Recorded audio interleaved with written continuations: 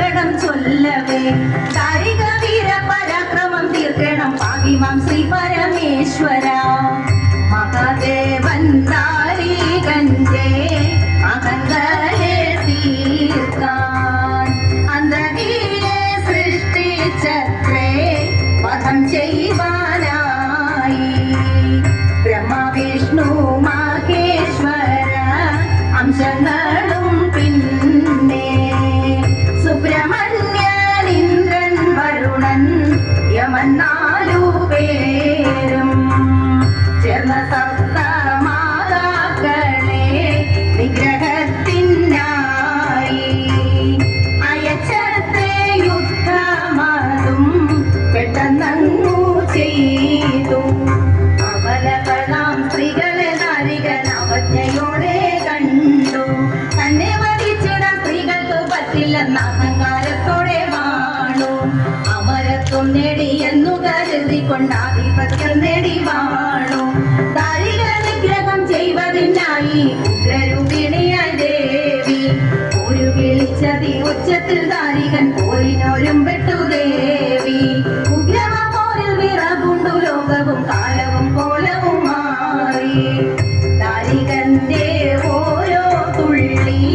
രക്തത്തിൽ നിന്നങ്ങ് 1000 ദാരികന്മാരാൽ പിറന്നു വീണു മണ്ണിൽ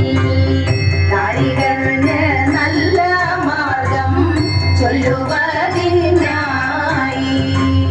മഹാദേവൻ നാരദരെ ദൂതനായച്ചു ദൂതനായ നാരദരെ രാജസഭ തന്നിൽ വധം ചെയ്യുവാൻ തുനിഞ്ഞത്രേ ദുഷ്ടനാമസൂരൻ ഭയം പൂണ്ട നാരദരോ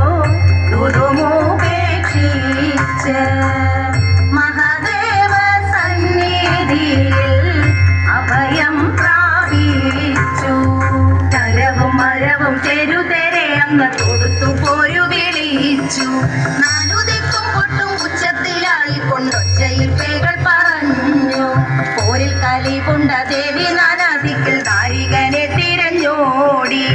ഒടുവിൽ ദൈത്യരെ നിഗ്രഹിച്ചുവല്ലോ ലോക നന്മയ്ക്കായി ദേവി രാത്രിയിൽ ദുഷ്ടനായി കീർത്തിയേറുന്നൊരു ദൈത്യനെ നേരിൽ വന്ന് വേദനയോടെ യമപുരി ചേർത്തൊരു സുന്ദരി ദേവി തായേ അതിക്രമം ചെയ്യും അസുരനെ വധിച്ചനുഗ്രഹിച്ചിടും തായേ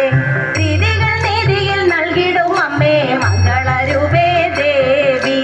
രീതികൾ നീതിയിൽ നൽകിടും അമ്മേ മംഗളരൂപേ ദേവി രീതികൾ നീതിയിൽ നൽകിടും അമ്മേ മംഗളരൂപേ ദേവി